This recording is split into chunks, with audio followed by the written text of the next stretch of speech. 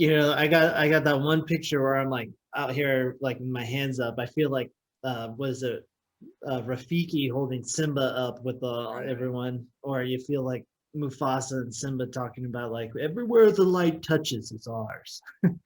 Right. No, it's beautiful. You see the mountains. Yeah, yeah, it is. We can wander our way over, because this is Wandering Ways.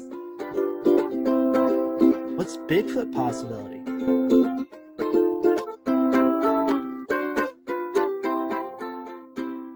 Clink. What's up, my man? Just getting back from the mountains. Went kayaking this weekend. Got out there. Was the only one on the lake. Had just peaceful moments for miles. No Bigfoots. Sadly, I was hoping. I was like, it's springtime. The ice just is. It's starting to melt into the water. This is the time they'd be coming out if they hibernate or what they may do. Maybe we got to get Rick back on to talk Yeah, to yeah, us yeah. about that theory. But yeah, anyway, it was peaceful, beautiful, windy though. That's the other thing is when you're going to do these things, at certain times of the year, the weather's going to suck. So I had to dress appropriate. I put on some heavier duty like rain pants and some long underwear. I had a down feather jacket, basically my hunting stuff. And it was nice. It was a beautiful day. I was able to find some coves where it was just me and the sun because the wind was blocked by the trees. But I loved it, man. You gotta be willing to get out into the elements a little bit if you're gonna have the fun that you really Yeah, I want saw to. some of your pictures and videos and stuff, and it looked pretty legit. I'm actually low key pretty jealous. So Yeah, I mean, like I said, man, just get on a plane, get out here. We'll make it happen, and have a good time. I mean, I got plenty of stuff to explore around here once I have time. Shoot. Yeah, that's the other thing, man. You've been busy. You work. We're not just nature adventurers. We're two guys with jobs that have to make a living and do some cool things on the side. But Yeah. yeah, I usually bike a lot, but my bike, I popped a tire. That's why if you look behind me, you can actually see it's flipped right now. That's because weirdest thing. I shit you not. So uh, I biked to work like I try to do, and I biked home. Put my bike in the spot that it is, but normal, and then I started like just cleaning around my house. Nowhere near my bike at this point. And all of a sudden, I'm just like moving some stuff, and all of a sudden, I hear, and I was like, "What the fuck's going on?" So I like went over, and I found that there was a hole in the bike. So I was like, "Well, shit." oh So no. yeah, it sucks. So I got to get a. I have a new tire and everything coming in the mail. I'm gonna put new tires, new tube, clean it up, get it ready for spring and summer, so I can do some real long treks because the weather's been really nice here. So I know, and I just listened to that episode where you talk about mountain biking and that being your number one trip, wanting to bike across the U.S. oh Uh, yeah, yeah. I love it, man. I think that's great. I think you're doing what you're doing. I got a kayak, man. It's out there. I'm getting my workout in, cruising on the lake. There was the point where the water started to white cap a little bit because it got so windy.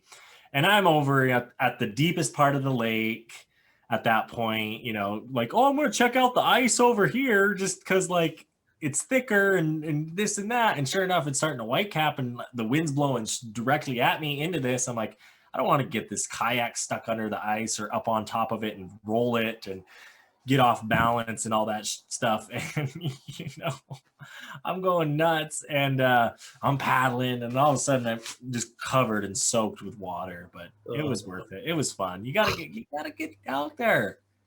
you do. I mean, that's the only time. That's the only way you make memories, right? Is if you go out and try to. Exactly.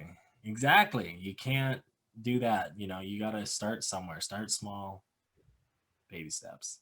Baby steps, baby steps. No. Anyways, uh, we should kind of, because I mean, shoot, you just got back from Nashville.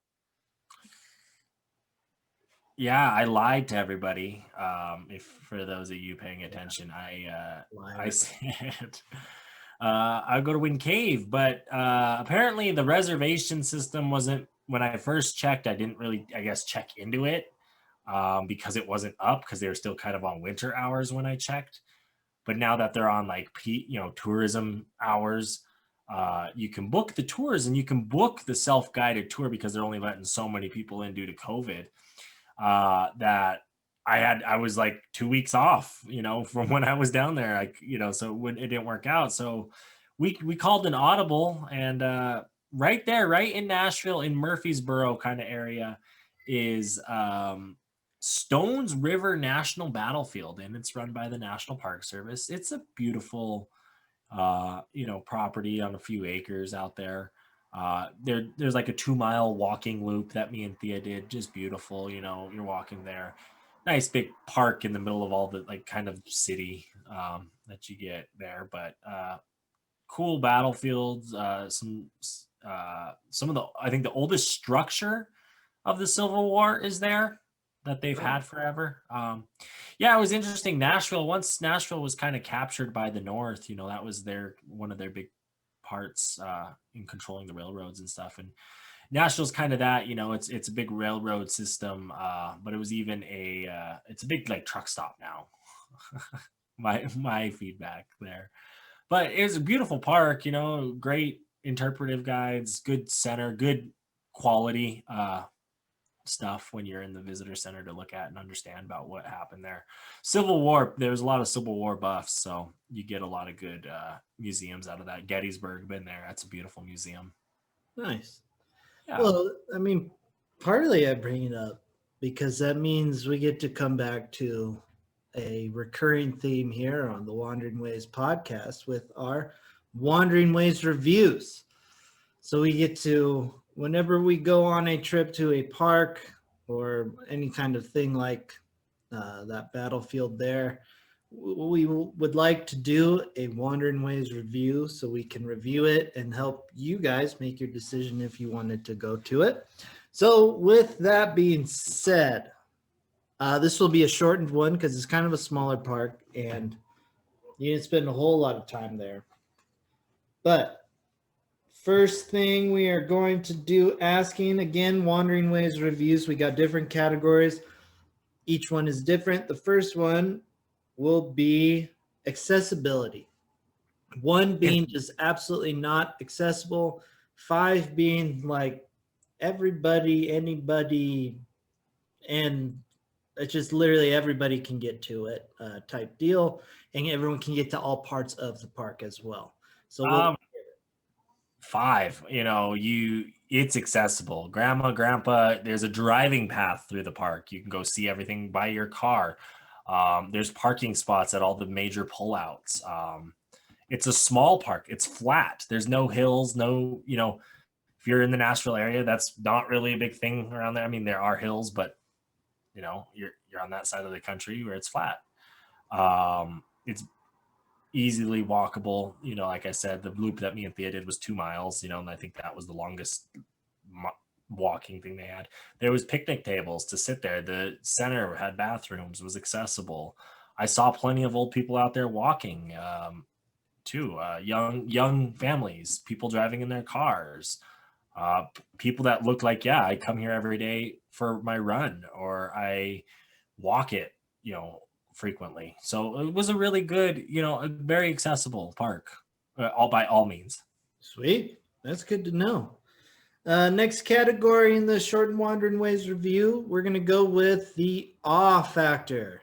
1 being like picture would have been better. 5 being like holy cats. I'll give it a 2. 2. Ooh, not Yeah, very. I mean, I'm not a Civil War guy, especially just based on like you lost, but they tried to stay around, but it's like you still lost. And I don't know. It's a weird one. It's just a weird kind of. I don't like battlefields. You know, they're That's fair. fields.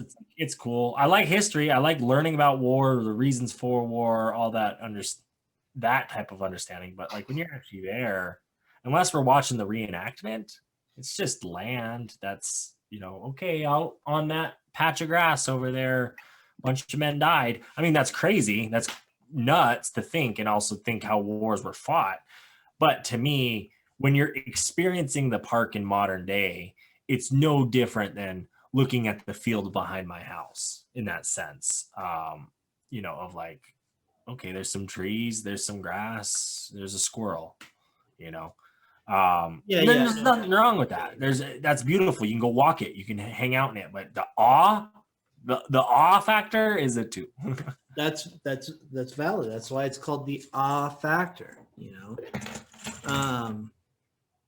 Continuing on with our review, this is a big one. The fans always love it. Our wanderers love it. I'm always curious when we get to it, because it is, I think, arguably the most important category in the Wandering Ways review. What's the chance of seeing Bigfoot? I'm gonna say 1, because there's always a chance, no matter where you're at. There are the theorists, the Bigfoot theorists, that believe he has alien-like powers. So essentially, he could beam anywhere at any point. So that could be that 1% chance, or that 10% chance, whatever. However you mathematic it. I was curious if Bigfoot was ever going to suit up for a Civil War reenactment. He might have been a part of it, and that's why the Appalachian herds aren't as big as the Northwestern herds. Who knows? Bigfoot, you're in the middle of kind of a lot of urban areas. There's a lot of houses, residential places, businesses all around that area. You're not out in the sticks, and really, as I flew over the country, and you see town after town, and the way we're really connected, there aren't that many true wild places anymore. Your national grasslands and forests, that's about it. And well, Bigfoot's most likely going to be there. That's fair. I think that was a fair review of the big responsibility. Right? Anyways, that kind of brings us into the overall rating. And again, I know this is a short one, everybody, but it's still fun to do. It gives you a little bit of insight. But overall rating, what do you got, my man? And like you said, I just want to reiterate, we're sharing these with you guys so to help you make these decisions if you're in these places. If you're in Tennessee ever and you want to go check this place out, I'm going to give it 3 stars, because if you're into history, there's some railroad history there too. There's the battlefield if you're into that. There's hiking. There's easy accessibility. What more can you ask for in a park, especially on a moment's notice, and it's close to you? You can get your passport stamped there if you have stamp books. So it's one of those. It's good. You got to see some history. Hey, check the box. I've done it. I've been there. It was a great experience. Me and Thea had a good time walking around together. So I'll give it a 3. Fair. No, I think it's good. I think it's good. That's a good review. It's another wonderful Wandering Ways review that we just did for all of you guys. So yeah, and what I like about it, it's short because it's one of those smaller parks. It's not one of the big, like, 59 national parks that we have. It's national battlefield, and there's some battlefields that are more park-like. There's some that are smaller. There's historical houses, museums, all sorts of different things in the national parks and public lands and BLM and all these places run. So it's fun to give our reviews. We'll save time for the bigger ones because I think we got some exciting stuff ahead. Yeah, no, for sure. For talking, at least today, for today's episode, we get one of the more common questions that I get when I'm out having a drink at the pub with someone, and they'll ask me about all my travels, because I've done now 2 big road trips throughout this west area. One of them I've talked about on here with my good buddy Vince. We even had Vince on. Love that guy. but the other one was with you. You know, we've talked. I think we've mentioned it. I don't know. I know we haven't gotten into detail about it, but I know we have mentioned it before. Well, we've mentioned various experiences from it and hikes and things we've done. So you've definitely heard some of these stories that we're telling you today. But what we decided to do is kind of break this down and share with you. We're ordinary guys. You know, we have to request time off for our work, have to figure it out, squeeze big things like this into small amount of time. That's why we're taking this 12 parks and 12 days adventure. And we're excited. We're going to share with you kind of how we did it. You know, we went from basically, I mean, Mark, if you count some of Mark's parks, he went a little bit longer, and you will get into that because it's all about the journey. But we essentially met up in Phoenix, Arizona, and ended this thing in Yellowstone National Park all the way up in Montana. So just all the cool things we saw in between. So we're going to go ahead and kind of share with you what we were able to do in that time, how we were able to do it, and just had fun, you know? Yeah, no, for sure. I think the important part of the story is how we got to getting to do it, more or less. So basically, I was living in Humboldt at the time, good old Humboldt. We've talked about Humboldt before, and my family was going to go down to Phoenix, Scottsdale kind of area for, I think it was Memorial Day weekend.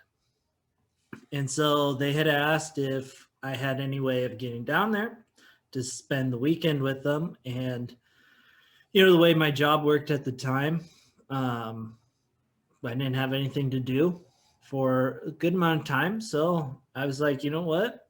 Why not turn it into a road trip? So I was like, I'm going to drive from Humboldt down to Phoenix. And then I was originally just going to turn right back and head to Humboldt. But then I told you about it, and you said, well, what if I met you in Phoenix and we turned it into something more? And so we did end up turning it into something more. Well, what I like about that is you bring up a good point where it's like, how did Zach just get to Phoenix from Billings, Montana?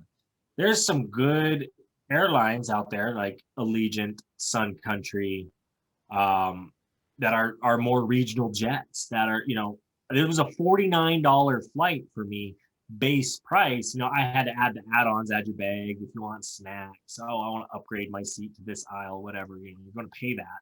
But there's a lot, if you're not into that, you can stay cheap. And I was able to go to Phoenix, direct flight right from Billings. And it was awesome to meet you right down there. And the house you guys were staying at was beautiful. Your parents picked out a cool Airbnb for sure. Yeah, I don't know. It was like somebody rented a house, had a house for us and all that. But yeah, it was awesome. I mean, the first part of the trip was when it was just me, was low key kind of a trip. So that's when I went to Yosemite for the first time, and I hiked up to Yosemite Falls and then kind of to this point so I could look at Half Dome. And it was a foggy day. I think I have the video up on Instagram, actually, on one of my like forever stories, whatnot. So it was kind of a bummer that it was foggy. It was still great hike. Yosemite's awesome. A lot of people, but it's awesome, amazing. And then from there, I was gonna go and stay at this like free campsite, but there was snow, and my car at the time didn't do the best in snow. I think we've actually talked about how bare the tires were. Well, it's this trip. I kid you not. The saying is Lincoln's head. If the tread's got to be on his forehead, right? Well, it wasn't even to the edge of there was bald spots on these tires. So, needless to say, snow, and I didn't have chains. Really unprepared. And this is when I got into Phoenix. I told you about your tires too. Yeah, so this is before Phoenix anyway. But so I was like, you know what, whatever. I'm gonna go sleep in a Walmart parking lot because most Walmart parking lots, at least what I was told, you can just stay in overnight. Boom, you're out. Well, I ended up getting kicked out of this Walmart parking lot at about midnight. So I was a little, I was tired, a little pissed off that I lost my sleeping spot. So I drove a wee bit, found a rest stop. Rest stop, you can sleep, no problem, right? Pull up, catch some Z's for about 4 hours. I got about 4 hours of sleep, and all of a sudden, knock on the old window, and the cops were on me, and I was like, "What's up?" I don't know what I did. I'm just sleeping, right? They asked me about my plates, and apparently my tags were expired by like 2 years. Oh God. Yeah, so I ended up getting out of that situation. Um, Bless God, I don't know. Probably a lot of things. Probably reasons that I didn't think were in play, but reasons I got out of it, right? But essentially, he told me if I got pulled over again, there's a chance they just take the car. So I was like, well, shit. So I ended up getting my tags. They were Oregon license plate, and I'm in California too. So I actually had to call my parents before they flew down to Arizona. I said, "Hey, can you renew my tags and I'll meet you in Arizona and put the new tags on." So I got lucky there. I got real lucky there. But anyways, I spent a day taking care of that, and I wanted to go to Sequoia National Park, see General Sherman, because I've seen Hyperion, love Hyperion, and I want to see the largest tree in the world. Fortunately, I wasn't able to do that, but I hightailed it down close to Joshua Tree and hung out in some hot springs for the night and just did like a nice, easy R&R day before I went into Joshua Tree that next half day in Joshua Tree, and then to Arizona. But man, the beginning, it was a little bit of a trip, and whenever I go on a trip, something always goes wrong, and so I always am pretty stoked when it happens, like the day one. So, Right. yeah. But so once I have that one thing go wrong, man, I start to really mellow out the whole rest of the way. I think sometimes you need that one thing to go wrong because nothing's going to go as planned ever, and we've mentioned that countless times before. Because it's true, shit happens. Yeah, A tire pops, you yeah, get pulled over, you gotta get new whatever. I don't know. You lost your keys in the car and you lost 5 hours. right. Yeah. Oh, So no, I mean, then that's when you met up with me, and well, what I liked is I was able to just essentially bring my cameras and my clothes on the plane, and we were able right there in Phoenix, man. We were able to stock up that day one. yeah, I liked that. We bought all our food, peanut butter and jelly station, and that's the key, right? It's planning that stuff out. We're buying a loaf of bread, we're buying jam, bread, peanut butter. That's going to last us, as long. And throughout the trip, you'll always be around grocery stores where you can buy a loaf of bread or something simple or this or that. Um, and that's what I like about like these kind of trips for sure. yeah, Is it's different when you're doing road trips, yeah. When you're doing backcountry trips, it's a different type of prep. But we're not talking about a backcountry trip right now. oh, we're talking about big old road trip. If you ever go on a road trip, highly recommend PB&J station, patent pending. Cat and But pen. so then that's when we went up. First up was good old Grand Canyon. Well, we drove through Sedona on the way up. Beautiful area. I know Oh, a that's lot of right. people That's right. are into that. It was a beautiful drive right into Flagstaff. Got to the Grand Canyon, and I mean, what I liked that what we did, because typically a lot of people go that southern entrance on by the South Rim, where there's a McDonald's. There's that little, I forget the name of the little town there. Oh, Um, yeah. But we didn't do that because we came from Flagstaff area. We drove straight up and came from the eastern side of the park in. And the way the Grand Canyon, I think, forms from there and builds upon you was what I really liked about your reaction to it. Yeah, I always tell people when they ask me about the Grand Canyon, be like, well, when I got into the park, our plan was to just go to the visitor center, then see the canyon. But I caught a glimpse of it as we were driving, and I was like, oh, hell no. Like, next stop, we got to look at this. And it wasn't even in the park yet, which is the best part. Yeah. Oh, man. The Grand Canyon is phenomenal. Phenomenal. And what I liked about that is we got up there early enough in the morning. We were able to hike down what? Well, that was afternoon because we stayed by close to the park. Well, yeah, but that was the same day we hiked when we got there. And we hiked down, and I would say about an eighth of the way. Fuck, I could be even 20th of the way. I don't know how far down. We walked for like an hour and a half down. Yeah, but we did the hike. No, because we were partway down right when we got in, and then we stayed at that like state park area a little bit south.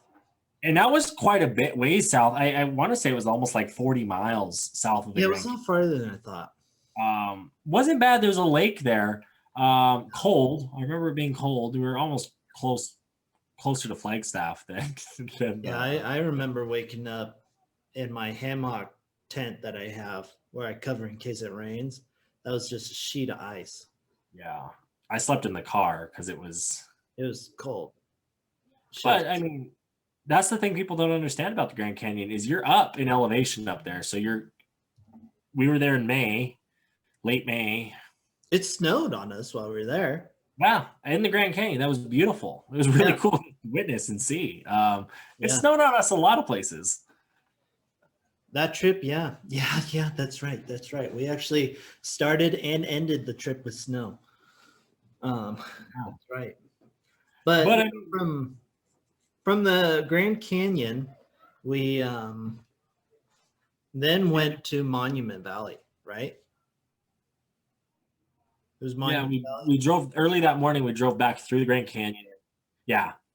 And we drove through the Navajo Reservation all the way through Monument Valley. And I mean, that was, I love Monument Valley. I just love those Western rocks. Yeah, Monument Valley's pretty cool. I'm not going to lie. And, I don't have the connection like you do.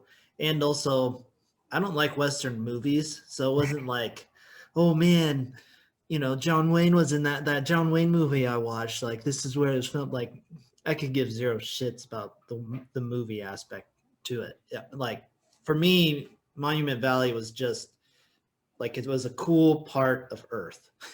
Yeah, no, I get what you're saying. That's how I look at it too. The Westerns, to me, I mean, I look at the holy racist, the holy. Yeah. Like, okay. Yeah, we're just out on the plains living in teepees. Yeah. There were government. They got that one sign there at the visitor center. It's like, this was John Wayne's favorite spot to look at the valley. Like, yeah. Sure, that's cool. I don't like John Wayne, so. All right. But my favorite part is I love how the rocks are just so alone. Yeah. It's just this, and then it's bloop. And I think the thing I like about Monument Valley is why it's a park is because they're all right there. But throughout the whole, you could argue that Western desert, New Mexico, Arizona, Colorado, Utah, all the rock features in those deserty areas are cool like that. Shiprock, New Mexico, there's giant just rock that looks like a big pirate ship out there on the desert. There's, Camel Rock and this butte and that, so they're there. It's just, I think Monument Valley is a good collection of that. Yeah. Canyon de Chelly is another one. Another beautiful. Yeah, it's cool. And, I guess I kind of lied about the movie part, but it's not in the park when it comes to this movie part. But the Forrest Gump Road, so that was cool.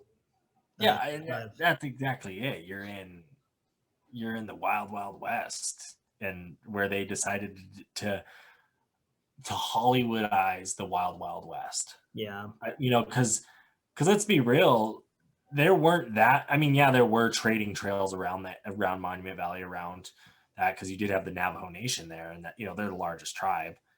Um, but also, like, that shit was going on up here in eastern Montana on the Bozeman Trail, on the Oregon Trail, and all these different things. That idea of Westernism and westward expansion was happening everywhere. yeah. Uh,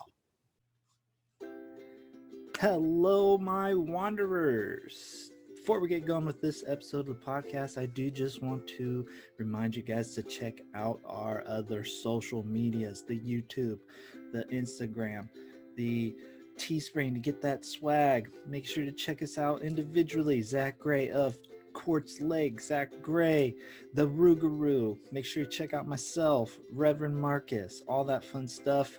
The links are below in the bio. All you got to do is click that bio, look for it, and boom, you're on your way. Make sure if you guys want to be part of the podcast or questions to be heard on the podcast, email us at wanderingwayspodcast@gmail.com or quartzlakeproductions@gmail.com. We love the feedback. We love the input. All of it is amazing. And we love you guys for listening. It's awesome. So let's keep wandering on. But from there, what I liked, we went right back across the res, did a different route on the northern side of Arizona, right up along the border, kind of there in Utah, looking up at those mountains, and essentially just following the Colorado River kind of the whole way up, and we ended up in Page, Arizona for the night. Yeah, that's where we went to Horseshoe Bend. And Horseshoe Bend's super cool. We've talked about it before, and we've talked about how much it's grown too. And then what's the name? Lake Powell, right? Yeah, and Lake Powell's a really cool lake, and you hear about it in movies, news, all parties. People do that. What I like about it, is there's a lot of stuff to do. There's the Antelope Canyon kayaking tours. Antelope Canyon's nearby. You need a guide to do that. Navajo Nation. Horseshoe Bend's close. Yeah, and the lake is just there's a lot of cool stuff on that lake. Yeah. And it's not terribly far from like Grand Escalante, BLM land. I mean, we proved it's not far from Zion. So it's kind of a good little hub too. If you wanted to make it like do a bunch of it's kind of maybe a little bit of a stretch to Monument Valley, but like you could do it easy. That's what we did. Yeah, so it's a good hub to like set up for a week if you want to be centralized. Yeah, because essentially from there, we were able to go to Zion the next morning. Oh, you froze on me. Oh, no, you're back. Oh yeah, no, we went to Zion. And what I liked about that is we were up early enough, and that's one thing I really like about camping when we're camping outside. Is we usually are an earlier schedule. We're waking up at 5, 6, 7 sometimes, just depending on the sunlight. And we were able to get into Zion and do Angel's Landing before it really got crowded on us that day. Which is amazing because that shit was crowded. and it was crowded going up, but it was more crowded going back down. Yeah. And that to me is scary because there were parts where you had people running past you because they're just dickheads. And a lot, there was some of that. There was some fear, like we saw the lady's too scared to go, so people are passing her, which is just making it more unsafe for her and the people around her, because she's acting irrationally. But we were able to do it, and it was such a beautiful hike. And one of those ones, I'm glad we do it because there's a few places that I'm starting to find that we did on this trip that are really becoming staples.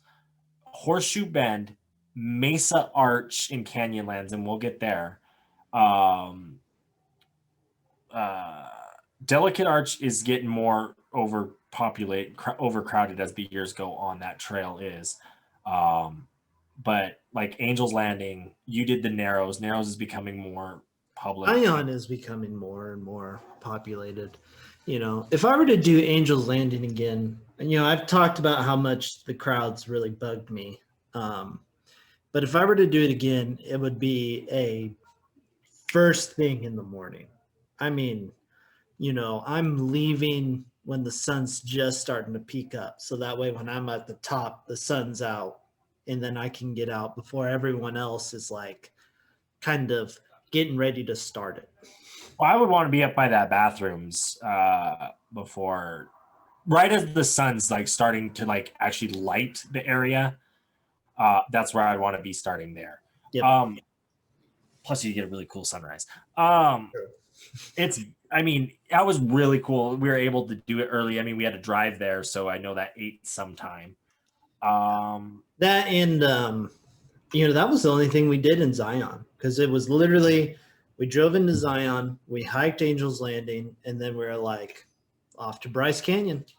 Yeah, well, I mean, we did stop and enjoy a nice beer at the at the brewery right there in Zion. That's true.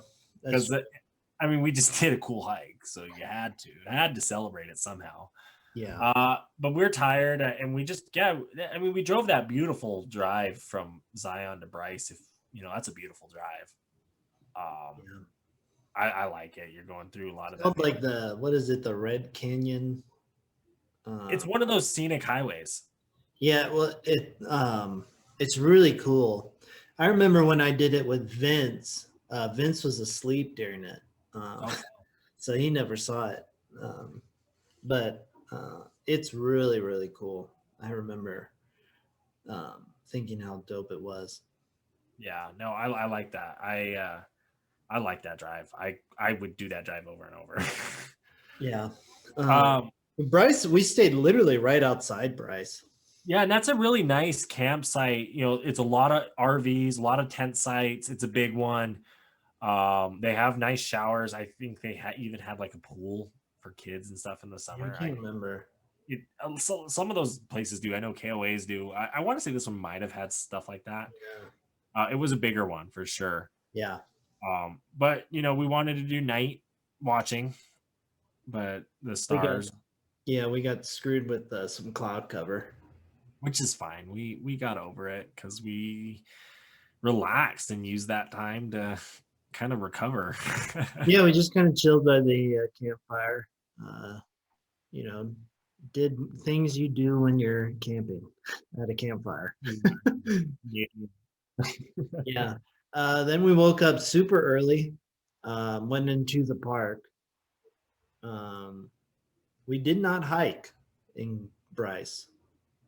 No, and I'm very sorry for that because I think we had the time to that day and we probably should have.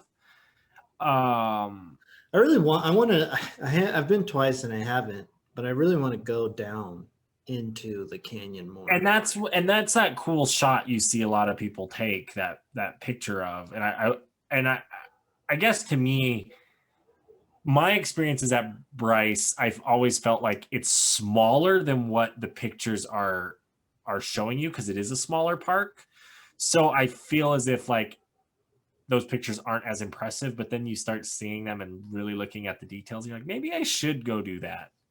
So if you want to, let's make it happen because I think that the next park, because we kind of just drove it and checked all the sites out at Bryce, but we went to Capitol Reef, and I think Capitol Reef is one I would like to spend some more time at as well.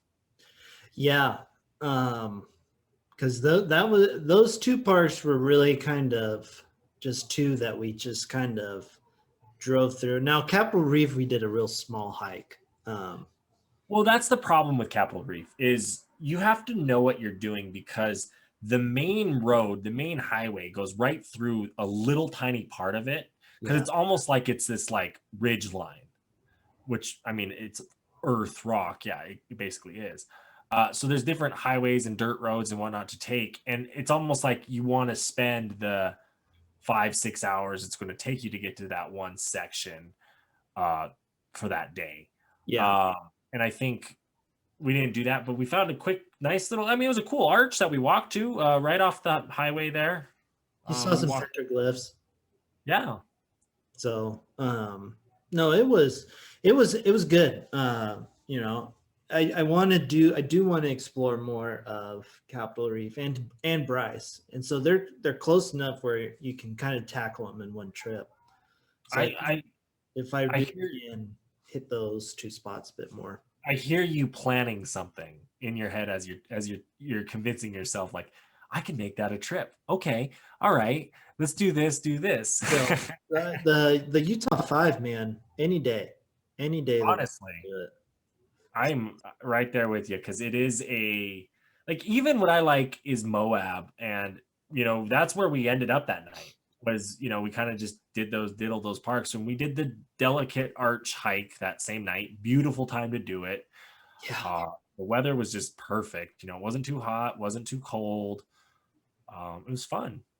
Yeah, no, it was a blast, an absolute blast to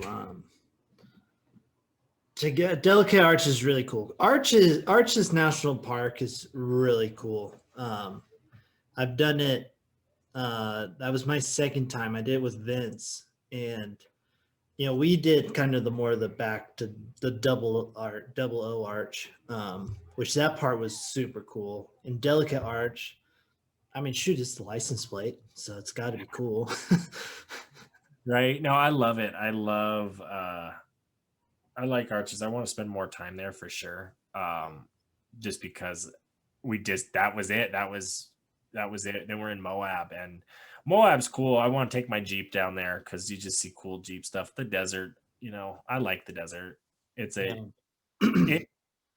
I get when you see those shamans and shit that go out to the desert and they talk about the healing that it provides.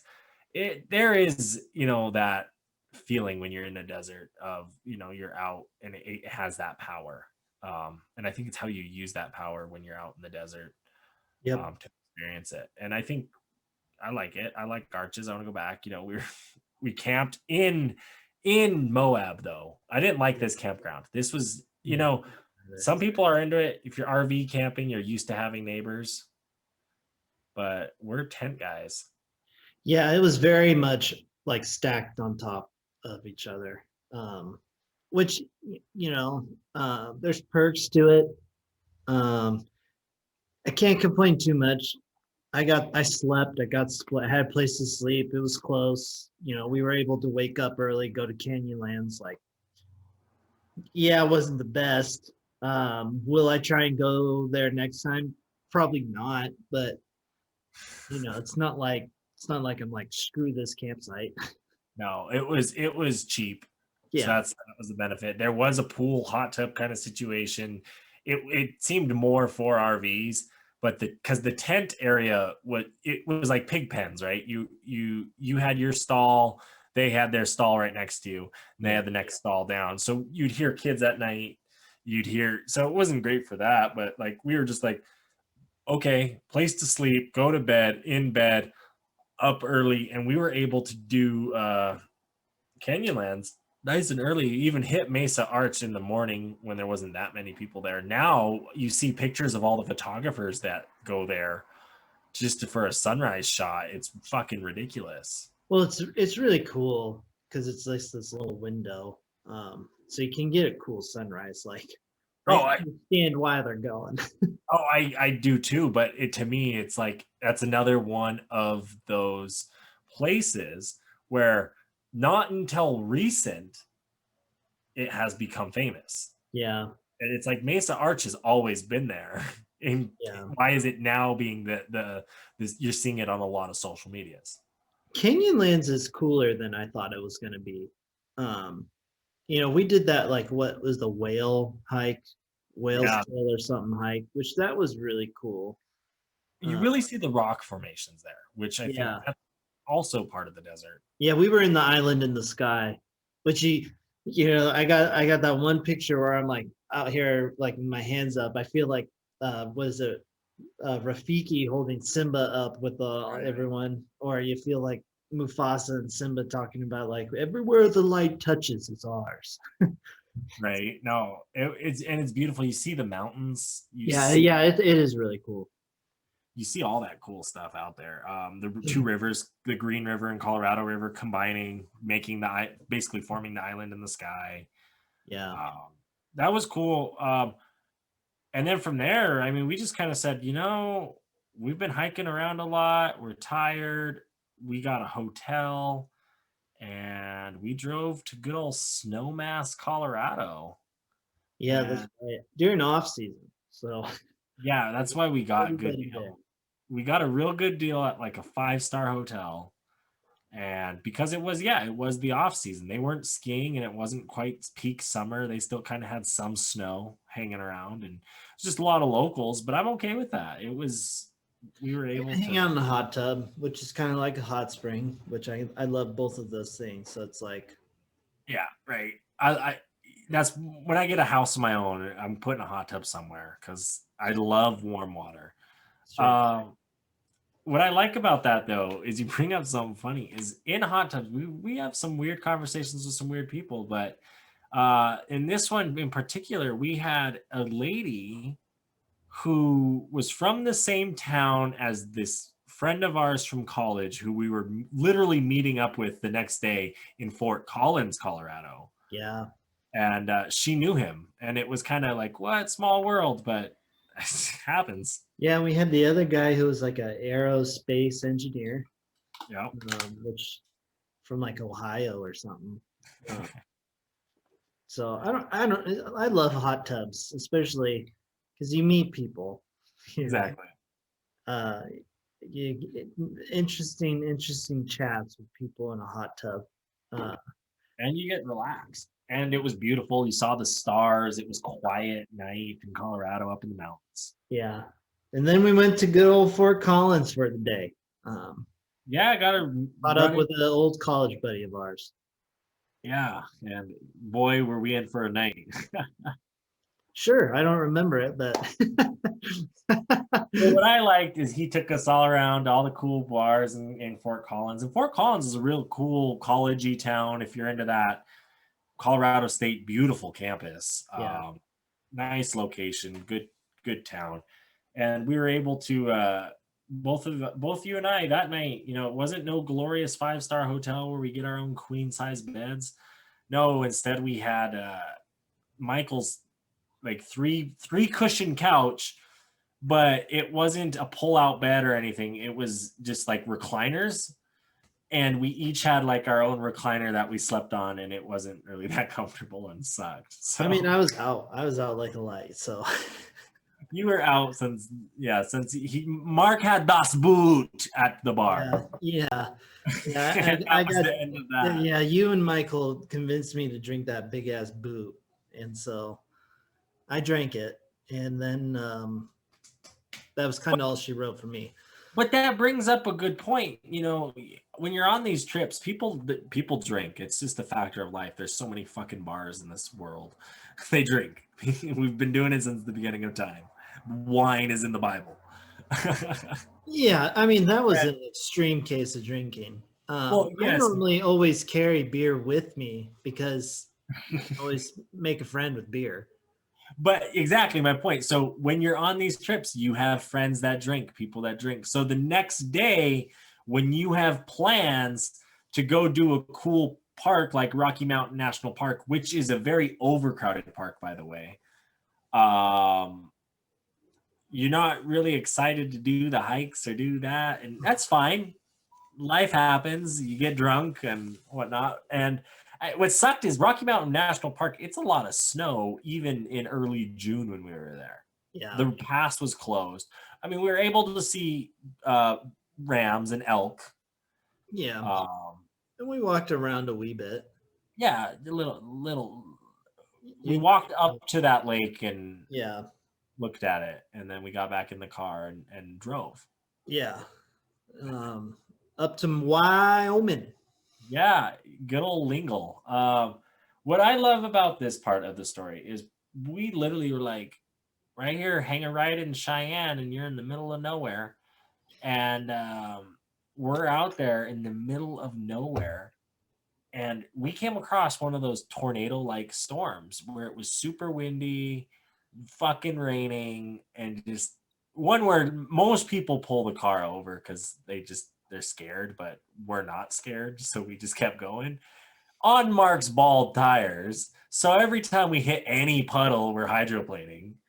But that lasted for a good, hour like those storms do. And sure enough, by then we show up to the middle of nowhere in this field somewhere called Lingle, Wyoming, and pitched our tents while there was all these like construction workers who were at our camp. And I made a friend with like a pony. yeah, ran into a horse out there in the wilderness. Got video evidence of that. Yep. Yep. It was a trip being out there. You know, that When was you, the place you refused to take a shower in yeah, fuck that. because you thought it was sketchy. Not sketchy. There was no electricity in there. The pipes were a little rusty. I'm sure as shit they never cleaned it in the last fucking months. I mean, to be fair, it did low key kind of look like it was a dungeon. You know, like when you're playing a video game and you're like Call of Duty and you're running through the bathroom. That's what it looked like. That's what it looked like. And I was like, I can be stinky for another day. I'm sleeping in a tent. And sure enough, I mean, that was good. We woke up real fucking early because we're like, all right, like. Well, that and we also had our longest drive of the stretch from there because we were going all the way to the Badlands with some stops. Yeah, and what I liked about what was interesting is it was the longest part of the drive, but in reality, if anyone is doing that Rocky Mountain to Wind Cave drive, I think it is doable in a half a day. Because we could have made it to Wind Cave, but we anticipated more time in Rocky Mountain. Yeah. And that's the case there for us. And that's fine. And we ended up in Lingle. And we have a story to tell. Yeah. And we then got to Wind Cave and loved it. Wind Cave was a super highlight of the trip. We got there early enough too, where we got to pick what tour we wanted to do. Yeah. Really kind of explore the park. Yeah, and take a nice tour. I mean, it was a good tour. Yeah. And then from there, Badlands, which is where we saw the rattlesnake. Yeah. Yeah. We even went to Deadwood. I don't know when we went to Deadwood. That was after, because after Badlands, we went to Deadwood and Devil's Tower. And Rushmore, where you saw it for the first time. Yeah, that's right. Second time going to the Mount Rushmore area. First time ever seeing Mount Rushmore. Yeah. What I like is, too, when we camped in the Badlands, our campsite was the one right there in the Badlands. Stars looking right over them. It was beautiful. Yeah, the Badlands campground was really sweet. Still able to hang my hammock up, which is always a plus because it's pretty flat out there. Yeah, it was. No, that was good. And yeah, we saw it. And then from there, like you said, we went to Mount Rushmore. Deadwood, South Dakota. Could be a pass. Yeah, but people are into those reenactments and Calamity Janes, and that's where it is. Yeah. You could pass it. You could skip it, everybody. Then we went to the Devil's Tower. Yeah, and that campsite. That campsite was dope. It was a KOA. Right there at the base of Devil's Tower. And I mean, even the spacing between the campsites was a nice spacing. Yeah, it was nice spacing. Literally, like, you can unzip your tent or poke out of your hammock and, like, boom, there it is. Devil's Tower there. Well, yeah, I mean, I love that, and it's holy to the Sioux people, and Yeah. it has that vibe, and I like those kind of vibes. Yeah. Which, was super sweet. And then from there, we hightailed it. That's kind of the end of the bulk of it, because Yeah, we went to Billings.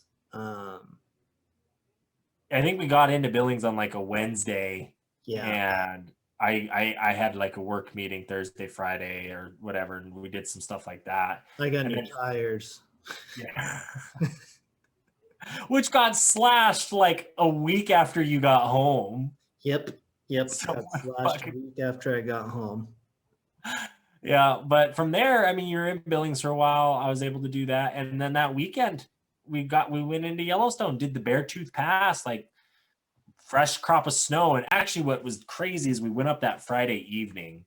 So when we pulled in through Cook City, it was past 6 o'clock, and the gatekeepers went home. So we were able to drive both cars into Yellowstone Park and get to Gardner, where we ended up staying in a hotel, which worked out because there was a lot of snow that hit that northern Lamar, uh, Yellowstone area where we were at.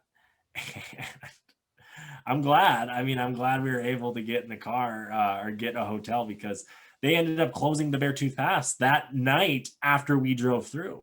Yeah, yeah. It was. We got pretty fortunate. We were able to drive the Beartooth Pass, which is a gorgeous drive. While it was snowing, blizzard. You got a Montana blizzard up on top. No, it was not. No, no. It wasn't.